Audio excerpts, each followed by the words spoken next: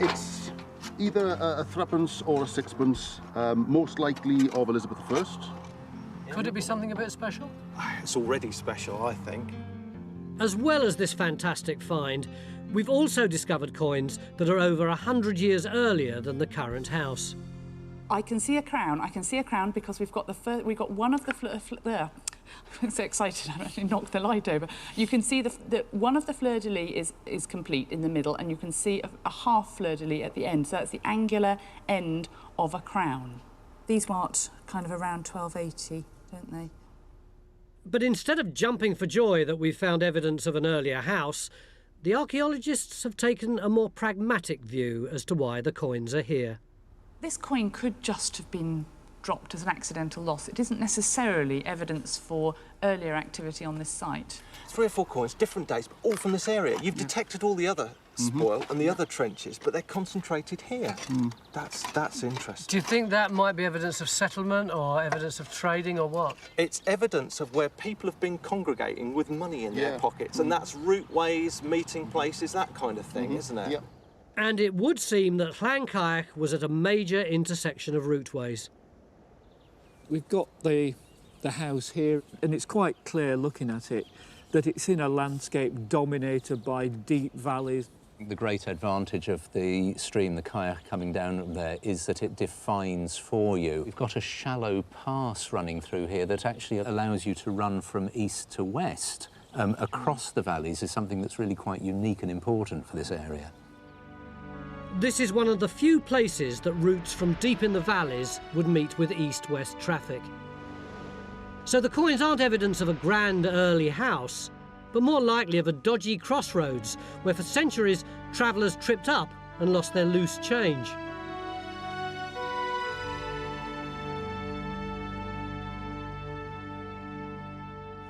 Is that another patch of charcoal in the bottom there, Phil?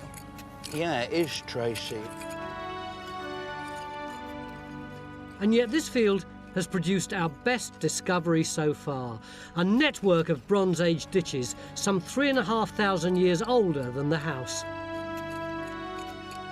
But even with this information, we still can't make head or tail of the geophysics. I mean, we've done more survey and we're getting the same sort of results. I mean, we've still got odd lengths of ditches, we've got odd pits, and they're scattered right across the field.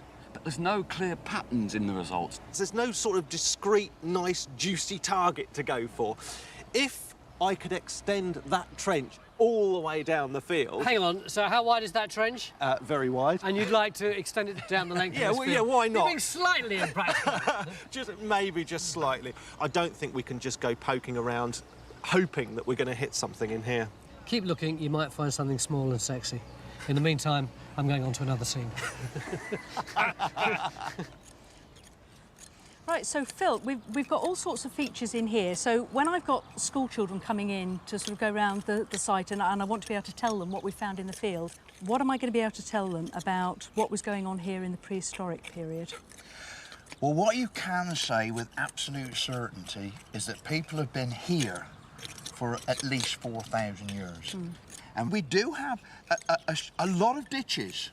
Let's be clear about this. Over where Matt is, where you can see, he's standing in one, next door is another one, and next door to that is another one. Those ditches have been recut, they've been redug. They've been redug by hand. That's a lot of effort. Yep. What that does mean is that their boundaries have stayed static for a very long time.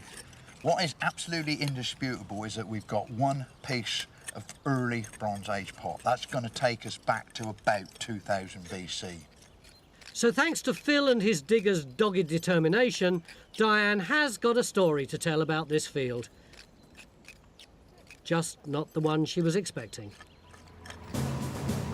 But there is a chance that the kids who visit here will be more interested in the story about the day Time Team took a mechanical digger to Llancaich's beautifully manicured lawn.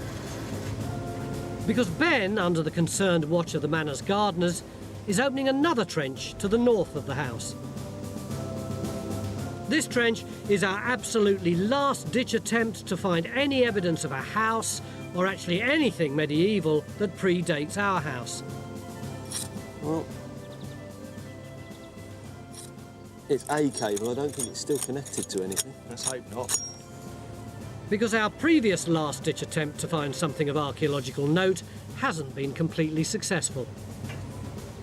Just when we thought that we weren't going to get any archaeology at all, away from the field over there, away from the house over here, on the far side of the current boundary of that house, where Faye and Rackshire have been working on their own for ages, they've found evidence not only of life, but of death too, haven't you, Faye? We've certainly got evidence of death, yes. We've got what looks like a dead horse. A dead horse? Yep. Can you date it? Well, we've got one bit of pottery from actually that trench there, which is 17th century. So we can now say that sometime a horse died on this farm. Thank you for your contribution to this story. I'll avoid any remarks about flogging a dead horse. Although I can't help but wonder that in spite of Ben's heroic attempts to re-landscape the whole of the garden... It's natural. This looks like natural. Oh. We are now flogging a dead what-you-call-it. I just cannot understand the lack of pottery, rubbish, detritus. These must have been the cleanest people in Wales. The evidence speaks for itself.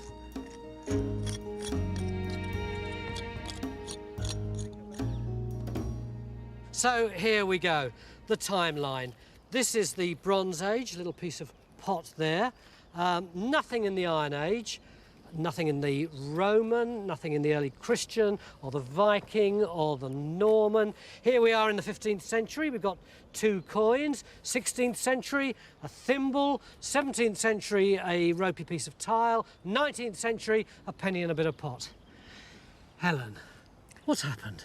Well, from the archaeological evidence, it seems like we have a bit of activity here in the Bronze Age and then a great lot of nothing until sometime in the 16th century, people start dropping things. Maybe they built a house, and then they apparently went away again. I have to say, in defence of all the people who were living in all these vast eons of time, they might have been making stuff that hasn't survived in the ground. They might have been, but that's absence of evidence, and it's really dangerous to use that to argue that that is evidence of absence. Yeah, yeah. But it's getting there. We've nearly got enough to say nothing was happening. Is that too depressing? No. Thank you, Helen. So we nearly have enough to say nothing was happening between the digging of these Bronze Age ditches and the building of the current manor. And that's a resolution of sorts, I suppose. It really doesn't help having that later feature. Well, the ridge of furrow. Yeah. Must have just chopped the top off it. Yeah.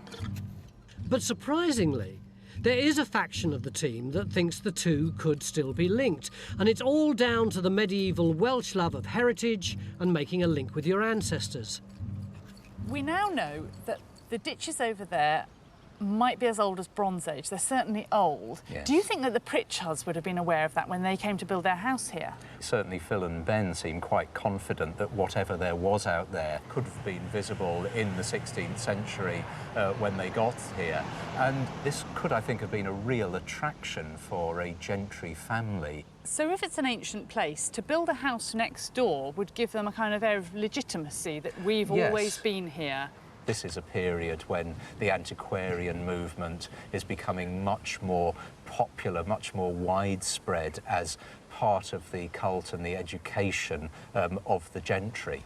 There was certainly a cachet, there was a value to having what now in modern archaeological terms you call an ancient monument.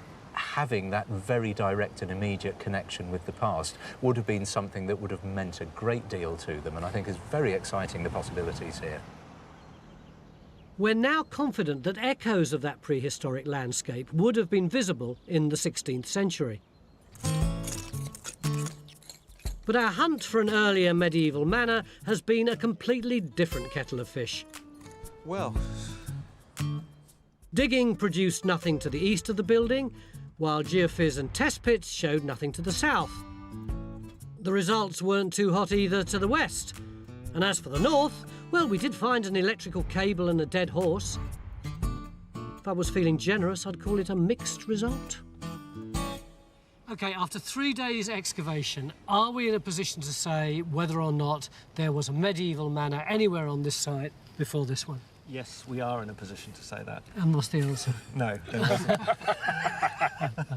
I'm certain. Not one scrap of medieval pottery from all these holes we've dug. And if there was a medieval house here, we'd find pottery everywhere. I'm sure of it. It's just not there. You've not even seen any background manuring on the fields you get when privies are cleared out and they chuck the stuff on the land. We've not got any of that.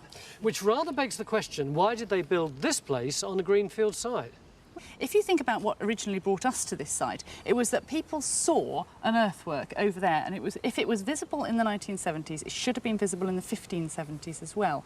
I think that is what drew them here, and we know that there was an interest in the past on the part of the Pritchards, and we know that there's an interesting field name of Hendra. I think those all point to this being a special place. That's quite interesting. You're saying they might have built this place here because in folklore it was an important site. I think there's every chance of that, yeah. So we now know the Pritchards didn't come here until the 1550s, when they built a beautiful, if somewhat old-fashioned house on a major crossroads beside some ancient mysterious earthworks. And it's tantalising to think that they were trying to forge a link with the great Welsh hero Ifor Bach, the 12th century icon from whom the Pritchards claimed to be directly descended.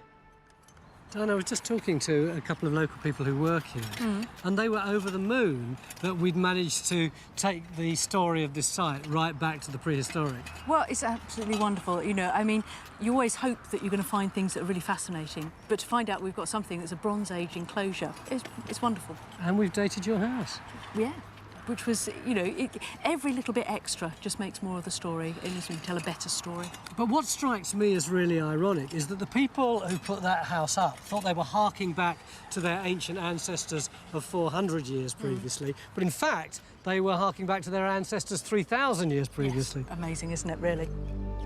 Join a thriving worldwide community of Time Team fans on Patreon. Our new target is to reach 15,000 worldwide supporters on Patreon by the end of 2025. This will enable us to continue expanding the Time Team world with more digs and greater access than ever before. Since it's more built up here, this will increase our chances of revealing a well-preserved section of wall. One thing's for sure, it's going to be a mammoth job. We're hoping that this trench will give us an indication of the wall's original dimensions and how it was constructed. But at the north wall, with less stone to shift, Phil and Faye are well ahead of the game. Are we getting anywhere with this trench? I think we are, actually. Right. We've just started to hit a different surface or a different layer, so it's a lot more compact. So I think actually it's beginning to get quite exciting. Is that the old ground surface then? It's a difficult one to call. You see, the surprising thing is, you can see we've only got 1, 2, 3, 4, 5 courses of wall. If I push my trowel in there, it doesn't look to be another course there. Right. So down there, where you've got these massive walls standing metres high, there doesn't seem to have been represented here. It looks maybe as though it's been robbed away. But what is the big problem, of course, is trying to establish whether the wall is standing on an old ground surface or whether it's been cut into an old ground surface. We just don't know. So what are you going to do with this now? We're going to carry on and see whether we can define our surface. I'll keep my fingers crossed for that.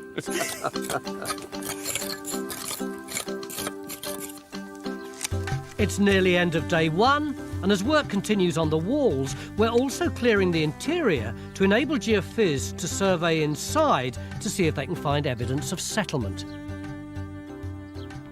Have we got a guardhouse, Francis? No, we don't, Tony, and we can be reasonably certain about that, and it's taken us all afternoon to sort it out. And the answer lies in these ancient photos that Ian's got. Yeah, I mean, basically, it comes down to this large stone here. We can see from this photo, which was taken in the 1920s, that this stone would have been upright. And if it was upright, it would have sat against this edge that's just come up in the trench down here. Now, that means that this edge, which previously we were pretty confident about, is completely fake. It's been rebuilt. But this is a huge stone, isn't it? There's nothing else like it on the site. If you're saying it's standing up like that, that implies something rather more than a domestic dwelling or something. It looks like defence to me. I think so, and it wasn't just sort of flush with the gateway. It would have stuck out, probably to hold something like a wooden gate. But if this isn't a guardhouse, what about that one there? Is that real? Yes, we're very happy about that. We need to know more about it, but that's real, yes. I think we've actually cracked what this site's about. I mean, this is massive defence. I mean, there's even a slot there for a gate. You know, this is an entranceway that's protecting everything that's going on in there. OK, fair enough. I buy the fact that we're narrowing down our options. But what really excites me is what on earth was this place for? And in order to find that out, tomorrow we're going to go into here and start digging right in the very middle. Beginning of day 2 here at the castles in County Durham, and we're surrounded by this massive stone structure, which is a real archaeological mystery. Yesterday we investigated the outside walls, but if we want to know what this place was and how old it is, then we're going to have to explore the middle, aren't we? How's the geophys going? Well, now we've cleared all the gorse, it's been a bit easier. And look, we've got hints of structures. Up on the platform there, you can see there may well be a stone structure there. So, I mean, I'd like to have a look at that. Yeah, but we probably ought to put a 3x2 or something over just to see what that is, because it does overlook the site, doesn't it? But the point is, what it's not doing is getting us into the middle. When you came here, you just leapt across this ditch. Yeah. What we're thinking about doing is maybe cleaning up one of Hodgkin's sections there, and you see we've also got one of his little trenches in here. Hang on, this is Hodgkin's original trench? Yes. I just thought it was a natural stream. No, They didn't believe in reinstating in those days, No, they did didn't. So what we could do is clean up some sections in those. We can actually learn firsthand at whether or not he actually found anything in the middle of the enclosure. So we can look in there and we can look in there. This is another one at the back. This is an unrecorded trench as far as we know as well, so we're going to use that as another section. It does feel a bit like a First World War battlefield here, I have to say. But you see, also, John has got the hint of some disturbance that actually goes where with that this. is. Aren't you worried that we're getting overstretched because we've got people working all the way around the perimeter? I think we're OK on that. You happy to get on? Yeah, of course I am. I was trying to look after your interests. First time for everything. If you'd like to see more episodes like this, you can make it happen. Our new target is to reach 15,000 worldwide supporters on Patreon by the end of 2025. This will enable us to continue expanding the Time Team world. Enjoy front row seats for the greatest show on Earth and under it. But just as I'm beginning to think this is one of the most frustrating sights we've encountered in a long time, we make our first proper medieval find. Gentlemen, I think that might interest you something. Oh, that's a bit nice, isn't it? This little coin is a major discovery because we suspect it dates to before the time of the current manor house. That's a little penny, isn't it? Long cross? Long cross penny. Got the cross on one side, isn't it? Well, I'm not entirely sure, because if you have a close look at it, there appears to be a cross on both sides. Let me put my glasses on. Look. And would you believe it, it's not from the garden, it's from the moat field that we dismissed as having nothing medieval in it. What we can say is this is earlier than the manor house, isn't it? Now, it might just be someone dropped out of a pocket or a purse walking across the field. It could be something like that. But that proves that there were people in this field earlier than the manor house. It's now the end of a perplexing day 2. Well, it's perplexed most of us, although there is one man who seems to be content with the results of his labours. I really am over the moon. I mean, not only have we got our piece of Bronze Age pot, but more importantly, we've now not got one Bronze Age ditch, but 3 ditches. And the beauty of that is that it implies that people have been living here for such a more extended length of time. So we've got prehistoric occupation here for probably hundreds, if not thousands of years. And not only that, you've got some rather good finds. Very, very surprising finds. We have not 1, but 2 medieval coins. What sort of date? 14th century. If they're 14th century, am I right in saying it is medieval, but it's earlier than our house? Absolutely, yeah. We've finally extended activity back earlier than the present house. The Pritchards, who owned Llancaich Manor, had lived in the area since the 1200s, and yet this house was built much later. although no one's ever come up with an exact date. I hope he's in after all this. Until now. Nigel, you've got a dendro date for us? I have, and that date is AD 1548 to 1565. 1548 to 1565, and you're pretty certain about that? Yeah, absolutely, it's black and white. OK, thanks ever so much, mate. Bye. You murmured the word later. Yeah? What do you think about that? I mean, sort of all things in the sort of commission volume suggesting around the 1530s, so 1548 to sort of a little bit later than we thought, but we, you know, got a date. What does that date tell you about the house? It tells us that the house is more old-fashioned than we thought, really, because, you know, you're looking at the mid-16th century. You don't expect something like this at that date, normally. So we're a bit in the backwoods then, really, at that point, aren't we? A little bit, yes. Just a bit. And you've been looking after this house and doing all this reconstruction for ages, but you've never actually known how old the house was. All we knew was around the 1530s. Well, you know, that's just fantastic to know. That's the thing, because we've never known. With this date of roughly 1550, we've at least answered one of Diane's questions about Llancaich. It also makes the coins we're finding in the next door field all the more intriguing, because they predate the standing house. It's either a threepence or a sixpence, most likely of Elizabeth I. Could it be something a bit special? It's already special, I think. As well as this fantastic find, we've also discovered coins that are over 100 years earlier than the current house. I can see a crown. I can see a crown because we've got one of the there. I'm so excited. I actually knocked the light over. You can see one of the fleur-de-lis is complete in the middle, and you can see a half fleur-de-lis at the end. So that's the angular end of a crown. These marked kind of around 1280, don't they? But instead of jumping for joy that we've found evidence of an earlier house, the archaeologists have taken a more pragmatic view as to why the coins are here. This coin could just have been dropped as an accidental loss. It isn't necessarily evidence for earlier activity on this site. 3 or 4 coins, different dates, but all from this area. You've detected all the other spoil and the other trenches, but they're concentrated here. That's interesting. Do you think that might be evidence of settlement or evidence of trading or what? It's evidence of where people have been congregating with money in their pockets, and that's routeways, meeting places, that kind of thing, isn't it? Yeah. And it would seem that Llancaich was at a major intersection of routeways. We've got the house here, and it's quite clear looking at it that it's in a landscape dominated by deep valleys. The great advantage of the stream, the kayak coming down there, is that it defines for you. We've got a shallow pass running through here that actually allows you to run from east to west across the valleys. Is something that's really quite unique and important for this area. This is one of the few places that routes from deep in the valleys would meet with east-west traffic. So the coins aren't evidence of a grand early house, but more likely of a dodgy crossroads where for centuries travellers tripped up and lost their loose change.